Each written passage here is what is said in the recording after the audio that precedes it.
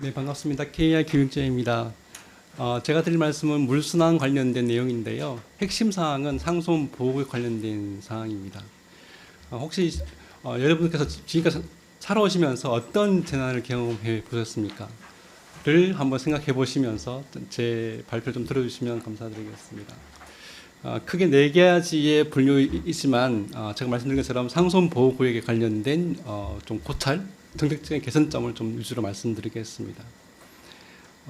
글로벌 표준에 따르면은 재난을 한 9가지의 항목으로 섹터로 구분합니다. 특이하게도 보시면은 물과 관련된 건수가 가장 많습니다. 83% 정도가 물과 관련된 것입니다. 그래서 가뭄이나 홍수, 풍수에 관련된 내용이 건수 기준으로 한 80% 되는데요. 가뭄만 보면은 한 3.5% 정도, 한 5% 정도를 왔다 갔다 하는 것 같습니다. 하지만 이것을 피해 인구로 본다면 가뭄이 상당한 많이 피해 인구로 접목됩니다. 그 말은 뭐냐면 가뭄이 상당히 사회 경제적인 이슈가 될 수 있다라고 볼 수가 있고요. 올해 강원도 지역의 강릉의 물 부족 사태를 보시면은 사회적 이슈가 계속되는 걸 볼 수가 있습니다.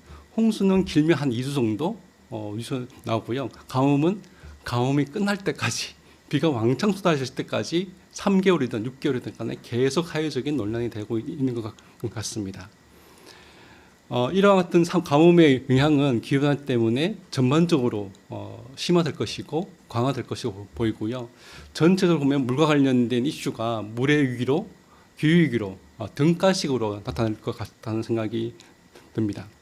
그렇다면 G2 국가, 미국과 중국은 어떤 가뭄의 대책을 하고 있는지 말씀드리면 물관리 쪽에는 알려진 대로 중국은 예전부터 상당한 많은 노력과 예산을 투자해가지고 남수북조라고 부르는 물을 유역을 변경시켜서 어마어마한 물량을 남쪽에서 북쪽으로 보냅니다. 샹하이, 베이징으로 물을 엄청나게 보냅니다.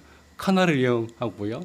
중류에서도 이용하고 하류에서도 이동하고 계획상에는 서쪽에 있는 물을 다시 동쪽으로도 가져오려고 하는 계획을 세우고 있습니다. 단순히 가뭄 때문이기도 하지만 용수의 공급을 통해서 그 지역의 경제적인 활동까지 좀 도모하려고 하는 노력입니다. 슬라이드 없지만은 중국이 발전하고 있다는 그 내용이 물의 이동에 따라 가지고 환경에 대한 관심도 굉장히 커졌다는 것입니다. 왜냐하면 물을 따라 가지고 전염병도 빨리 이송될 수가 있고요. 박테리아나 외래종이 물길을 따라 가지고 가는데 그와 관련된 연구도 중국이 상당히 많은 연구자들이 관련된 연구를 하고 있다. 미국은 이 IBT라고 하는 물을 확보하는 방법을 다시금 한번 재조명하기 시작했습니다. 지금 보신 슬라이드는 USGS라고 하는 지질조사국이죠. 지질조사국에서 자신들이 가지고 있는 이 IBT라고 하는 유역 변경에 수정하는 정보들을 다시 한번 업데이트하는 작업을 시작했습니다. 그리고 물을 많이 쓰는 농업지역 그리고 물의 발원지가 되는 산림지역에 얼마만큼 이 수원지가 가뭄에 해소되는지 수원지가 물 공급에 얼마만큼 기여를 하고 있는지를 분석해가지고 이것을 정책 결사 발전 쪽으로 끌고 가고 있는 추세에 있습니다. 하지만 이 IBT라고 부르는 전 세계의 많은 상승 합법 방안이 그렇게 성공적인 사례는 많이는 없는 것 같습니다. 지금 보시는 이 슬라이드 보시면 전 세계적으로 107개의 IBT에 관련된 프로젝트를 평가를 해보니까 그다지 지속 가능하진 않다라는 것이 보이고요. 다른 논문을 보시면은 90년대 초, 2000년대 중반까지는 IBT가 감소 추세에 있었지만은 기후변화 때문에 최근에는 다시 많은 국가에서 유역 변경을 통해서 수정을 확보하려고 하는 정책 의사결정들이 많이 이루어지고 있습니다. 한국은 예외가 아닙니다. 2023년도에 특히 남부 지방에 많은 비가 적게 왔기 때문에 특히 전남, 광주 쪽에 가뭄 사태가 발생하였습니다. 가뭄으로 인해 가지고 물 부족이 발생했는데 당시에 환경부의 자료를 보면 섬진강 유역에서 영산강 유역으로 기존에 있던 IBT를 좀 더 촉진하든 좀 더 적극적으로 활용하는 모습들을 볼 수가 있습니다. 하지만 제가 말씀드린 것처럼 이것이 과연 지속 가능할 것인가? 그렇다면 IBT 외에 다른 방법은 없는 것인가? 왜 정부는 IBT를 활용하려고 하고 더 적극적으로 활용하는가? 그것이 상수원에 관련된 내지는 상수원 보호에 관련된 변화가 있지 않은가라는 것이 저희 연구의 컨셉이었습니다.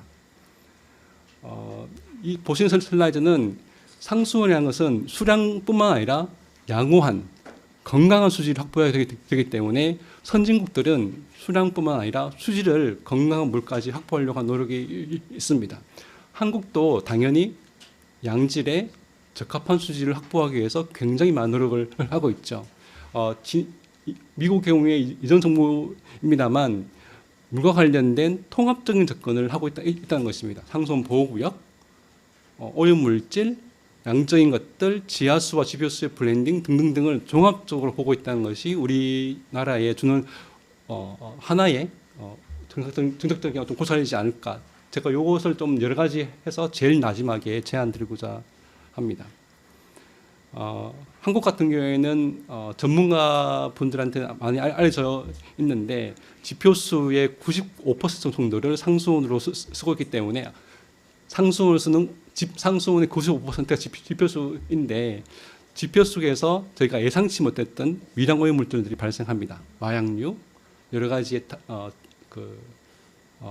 다이어트 물질들 등등등이 수도 기준은 없지만은 미량적이지만은 그것이 계속 섭취할 때는 인체에 건강을 잃을 수 있는 그런 물질들이 이제 계속 발견되지요. 그래서 저희는 이제 결론은 아닙니다. 보고서에는 상시적인 상수원에 대한 수질을 좀 서베일런스 개념, 그러니까 디텍팅의 개념이 아니라 서베일런스 개념으로 가야 되지 않겠나 생각하였습니다. 수질도 보시면은 저희가 분석을 해보니까 생분해 물질들은 그나마 잘 관리가 되고 있는데 남분해성 물질들, 예를 들면 COD 같은 해당되는 물질들은 증가 추세에 있고요. 그리고 나이트로젠 같은 질소 같은 물질들도 유지되거나 이게 정확하게 기후변화 때문인지 유효 관리 문제인지 모르겠지만은 질소 같은 물질도 증가 추세에 있고 전기 전도도, 그러니까 물 속에 있는 저항성을 떼는 물질들의 값들도 증가하고 있다.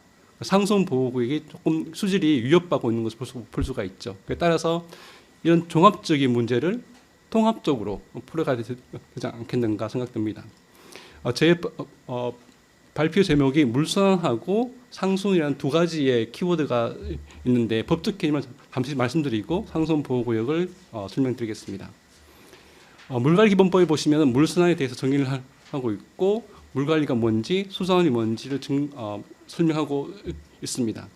단 여기서 이번 세미나의 주제인 재난 관점하고 이 물관리하고 어떤 차이점이 있느냐라고 본다면 제일 밑에 있는 14조에 보시면은 재난 관련된 법은 사람 위주로 재난을 설명하고 있지만 물관리기본법이 2018년도에 처음 제정되고 났을 때는 이제는 물관리가 사람뿐만 아니라 동물과 식물, 그러니까 생태계를 좀 고려해야 된다는 것까지 이제 포괄적으로 확장되었습니다. 수도법을 보시면은 크게 상수는 하수가 있겠죠. 상수, 하수가 되는데 상수는 생활용수하고 공업용수라고 이렇게 보시면 되고 나머지 용수는 농업용수, 하천용수 등등등으로 포함할 수가 있습니다. 현재 수도법은 상수, 그러니까 생활용수와 공업용수에 관련된 얘기를 하고 있고 92년도에 수도법이 전면 개정하면서 상수의 개념에서 상수원으로 정책적인 개념이 변하게 됩니다. 단순히 수돗물만 아니라 수돗물에 근원이 되는 상수원까지 관리를 하겠다는 것이 변화됩니다. 그리고 12조에 보시면 제가 이따가 말씀드릴 상수원 보호구역을 관련해 가지고 수도 사업자는 특히 지자체 수도 사업자는 이 물 작업률이라는 것을 향상시키기 위해서 노력해야 된다는 것이 19년도에 처음 들어갔습니다. 19년도부터 상당히 많은 전국적으로 가뭄, 물 부족 관련된 인식 전환이 시작됐던 되었다라고 볼 수가 있습니다. 지금 보시는 슬라이드의 그림을 보시면 이것이 한국의 수도의 발전사라고 간단하게 말씀드릴 수가 있습니다. 오렌지는 전체 수도 시설의 시설 용량이고요. 회색은 1인당 쓰는 1인당 물 사용량입니다. 그리고 파란색은 수도 보급률입니다. 수도 보급률을 보면 굉장히 빠르게 지금 제가 두 번째 Y축으로 했기 때문에 잘 안 보이시겠지만 굉장히 빠른 속도로 유니버설하게 섰는데 수도법이 혁혁한 공헌을 했습니다. 빠른 시기 내에 시설 용량을 확보하고 보급률도 올렸습니다. 하지만은 항상 좋은 것만 있는 건 아니겠죠. 이 보급률을 올릴 때에 상수원 보호구역이 굉장히 큰 역할을 했다고 저희는 추정합니다. 다만 이제 수도법이 상수원 시설 용량 보급률을 올리는데 그 기능은 다 있지 않았을까? 다시 말해서 제가 조금 전에 말씀드렸던 물관리 기본법에 해당되는 이제는 사람들의 안전과 동물의 생태계의 보존까지 할 수 있는 물관리의 통합성을 포용성을 좀 더 넓혀가야 되지 않을까, 그런 때가 오지 않았을까. 그래서 수도법이 한번 좀 정책적인 철학적인 기능적인 전환점이 필요하지 않을까 생각되었습니다. 그 가운데에 핵심이 상수원 보호구라는 일부 지자체에서는 규제라는 것의 핵심이 거기에 있습니다. 말씀드린 것처럼 수도법을 근거로 해서 수도정비기본계획, 전국 수도 계획을 통해 가지고 보급률이 증가되었습니다. 당연히 치수 용량이 증가되었겠죠. 그리고 지금까지도 보면은 치수 용량이 계속 증가되는 것을 볼 수가 있습니다. 하지만 이 기간에 저희가 분석을 해보니까 상수원 보호구역은 상당히 많이 감소를 하였습니다. 지금 보신 슬라이드를 만들기 위해서 연구팀이 한 3, 4개월, 최대 한 6개월 정도 고생을 하면서 한번 취합을 하고 데이터를 한번 만들어보았습니다. 2000년도에는 383개 정도의 상수원 보호구역이 있었는데요. 2022년 기준 보면 275개 정도로 감소하였습니다. 약 30% 정도가 감소하였죠. 147개가 해제되었고 신설된 게 33개가 되었습니다. 왜 이렇게 해제됐을까? 치수 용량은 증가되는데 시설 용량은 증가되는데 상수원 보호구역이 해제되었다? 마치 원유의 수입량은 증가되는데 주유소는 없어지는 경향이거든요. 그 말은 어떤 한 곳에 어떤 시설들에 집중화 되는 것이 아닐까? 그렇다면 그게 과연 가뭄을 대응하는데 기후 위기를 대응하는데 바람직한 정책 방향일까라는 이제 컨셉을 갈 수가 있겠죠. 여기서 조금 더 한 발 나아가서 이 380개에서 270가는 왜 그랬을까라는 연구자의 호기심을 가지고 한번 연구자들이 실행한 거 있죠. 전수조사를 한번 해봤습니다.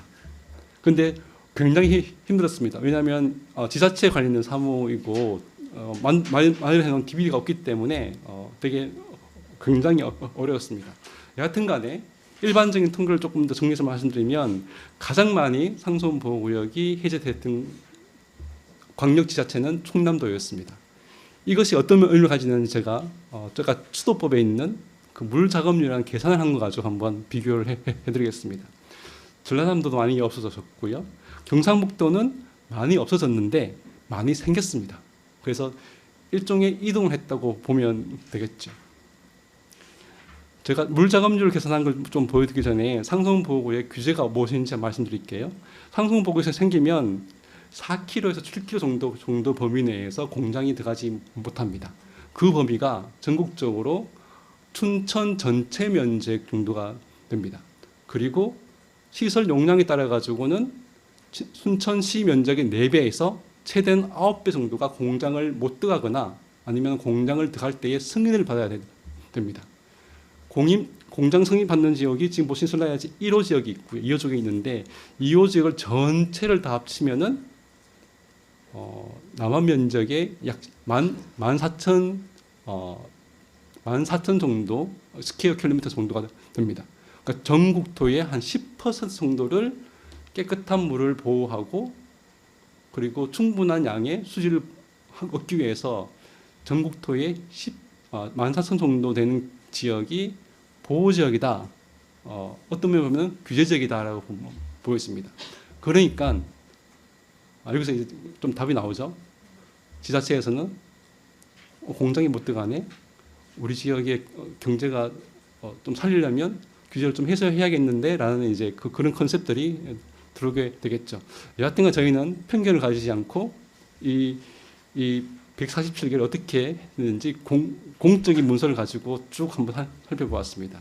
여러 가지 항손 보호에 관련된 규제가 있습니다. 그래서 말씀드렸던 시도 단위별로 그리고 광역지자체별로 물 작업률이 어떻게 변했는지 계산을 하나씩 했는데요. 물론 이 계산식도 조금 개선될 여지가 있습니다만 좀 넘어가면 지금 보신 차트가 그 결과입니다.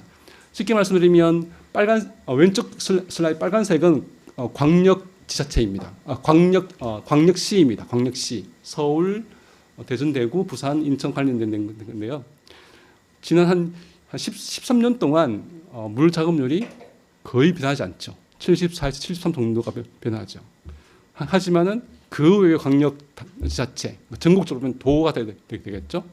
뚝뚝뚝뚝 떨어지고요. 오른쪽 슬라이드 보시면은 그 중에서도 말씀드린 것처럼 충남도가 물 작업률은 6.4% 정도밖에 안 됩니다. 물 작업률은 쉽게 얘기해서 물이 없어서 물이 없다기보다는 쓸 물을 다른 관할 지역에서 가져온다고 빌려온다라는 거 이해하시면 되겠습니다. 과연 이것이 기후변화 관점에서 봤을 때에 좋은 정 대책인가? 상수원 보호구역을 해제함으로 인해 가지고 얻는 사이드 이펙트가 아닌가? 지자체는 어떻게 해야 될 것인가? 이전 정부에서 기후 대응댐이라고 들어보셨죠? 그래서 충남도에 지천댐을 지으려고 했던 것 같고요.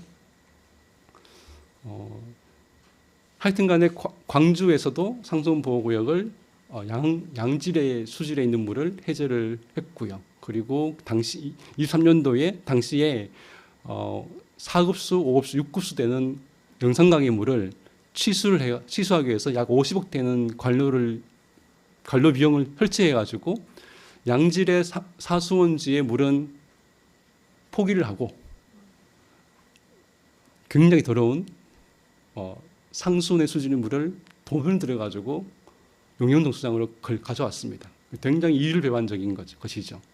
왜냐하면 제4수원지는 상수원 보호구역을 해제하기로 결정했기 때문입니다. 자, 그럼 제가 이제 간략하게 좀 더 말씀드리고 가는 게 좀 좋겠습니다. 저희는 147개를 왜 해제됐을까? 그 근거는 뭘까? 공식 자기는 뭘까를 고시, 관보, 나아가서는 언론 미디어까지 다 합쳐가지고 살펴봤는데 저희가 내렸던 결과가 좀 부정할 수도 있습니다. 이게 정부의 공식적인 데이터를 가지고 딱딱딱딱 정리한 게 아니기 때문에 하지만 연구자적인 관점에서 본다면 상수원 보호구역이 해제됐거나 해제된 원인이나 원인의 제공 후에 나타난 결과를 본다면 해석적으로 본다면 광역 상수도 공급이 최소 63에서 최대 91% 정도가 되었고요. 지방 상수도 통합, 그러니까 쉽게 얘기해서 지자체가 두 개 있던 지자체의 상수 시설을 하나로 합친 것, 통합한 게 약 49 절반에서 한 70% 정도가 되었고요.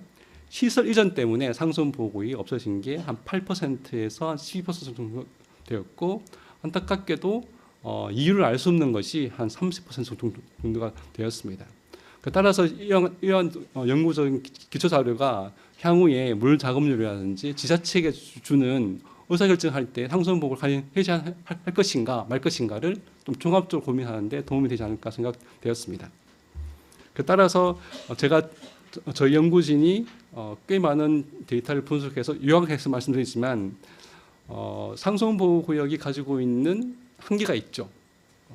또 규제에 대해서 제가 마지막에 말씀드릴 텐데 과연 이 규제가 62년부터 수도법이 제정되고 시행됐을 때에 들어왔던 것이고, 당시에는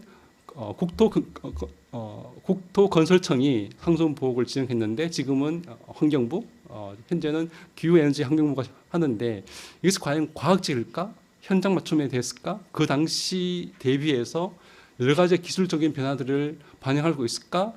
그런 고민들을 이제는 60년에서 한 30년 정도 지났으니까 한번 고민해봐야 될 때가 오지 않았을까라는 생각을 합니다. 그래야 국민들에게, 나아가서는 환경에게 건강한 물, 충분한 물, 안전한 물을 공급할 수 있기 때문에 그렇습니다. 그래서 이제 상속 규제를 굉장히 민감한 문제이고, 가장 많은 또 넓은 지역에 있는 것이 경기도와 일부 도 단위에 있습니다. 그래서 이것을 굉장히 민감한 거고, 그야말로 국가의 지속 가능한 발전, 국민의 건강과 관련되어 있기 때문에 충분히 좀 규제에 대한 합리성, 그리고 규제를 완화할지 오히려 강화시킬지 기후변화 때문에 등등등 고민해야 되지 않을까 생각됩니다. 따라서 저희가 저희 연구 생각한 것은 2018년 후에 수량과 수질, 상하수도가 물환경이 통합되는 이 상황 속에서 좀 더 과학자들이, 좀 더 물리 연구하는 자들이 전체를 놓고 종합적인 그리고 통합적인 연구를 하면 좋겠다는 생각이 듭니다. 감사합니다.